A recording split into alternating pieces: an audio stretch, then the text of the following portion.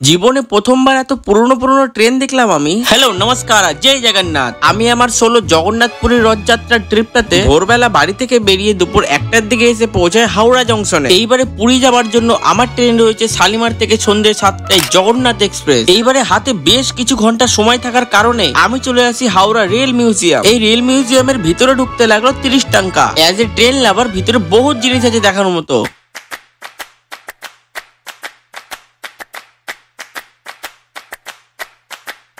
এই মিউজিয়ামে steam engine আর electric locomotive সহ ইস্টার্ন রেলওয়ের যাবতীয় উন্নয়ন এবং বিবর্তন সম্পর্কে তোমরা জানতে পারবে। এই মিউজিয়ামের ভিতরে রয়েছে হাওড়া রেলওয়ে স্টেশনেরও একটা রেপ্লিকা। এই টয় ট্রেনের টাইমিংটাই শুধু জানা হলো না, আমি এই রেল মিউজিয়ামটা ঘুরে একটু ইলেকট্রল খেয়ে ব্যাগের উপরে মাথা রেখে শুয়ে পড়ি।